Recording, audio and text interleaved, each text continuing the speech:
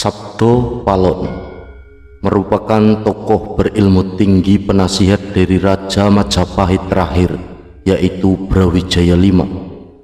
Hal ini disebutkan dalam serat Darmo Gandul. Di kitab kesusastraan Jawa karya Ki Kalamwati ini juga disebutkan kalau Sabdo Palon merupakan sosok yang sama dengan tokoh pewayangan bernama Semar atau Manik Moyo yang telah ada sejak ribuan tahun yang lalu. Konon karena kedikjayaannya, Sabdo Palon bisa memerintah seluruh makhluk halus di tanah Jawa, sehingga konon sosok Sabdo Palon ini juga merupakan makhluk gaib yang menjadi pelindung dan penjaga raja-raja di tanah Jawa sejak 525 tahun sebelum Masehi. Sang Sabdo Palon ini juga disebut-sebut dapat membuat kawah air panas di atas sejumlah gunung berapi di tanah Jawa bergolak. Bagi orang Jawa yang berpegang pada kawruh Jawa, pastilah memahami tentang apa dan bagaimana Semar. Di kalangan spiritualis Jawa pada umumnya, keberadaan Semar diyakini berupa suara tanpa rupa. Secara khusus, bagi yang memahami lebih dalam lagi, keberadaan Semar diyakini dengan istilah menculu putro, menculu putri, artinya dapat mewujud dan menyamar sebagai manusia biasa dalam wujud berlainan di setiap masa. Nama Sabdo Palon juga disebut dalam serat Jangka Jayabaya atau Jongko Joyoboyo Pujangga Ronggowarsito, di mana dia bersumpah akan muncul kembali sebagai pamomong tanah Jawa setelah 500 tahun runtuhnya kerajaan Majapahit. Sumpah itu dia sebutkan sebelum berpisah dengan Prabu Brawijaya V. Kedekatan sang penasihat spiritual ini dengan Raja Brawijaya V akhirnya berakhir saat sang raja memutuskan untuk memeluk agama Islam.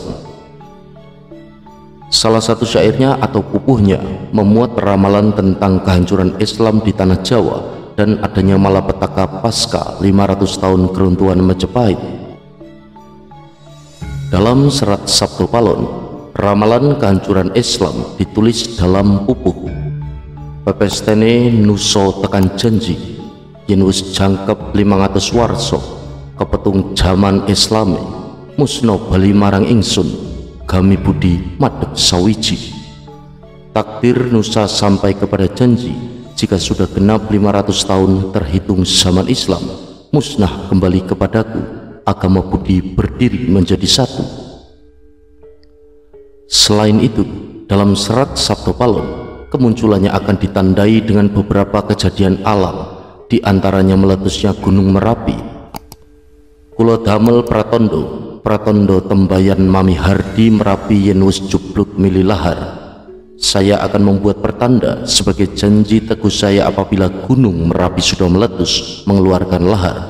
Ini disebutkan dalam pupuh 5. Lalu akan gempa bumi dahsyat yang dijelaskan pada pupuh 15. Lindu ping pitu sedino karyo sisahing sujanmi, terjadi gempa bumi 7 kali dalam sehari. Kemudian banjir bandang dalam pupuh 7. Kali ini banjir bandang jeroning ngelelebno jalmi, banjir bandang yang akan datang.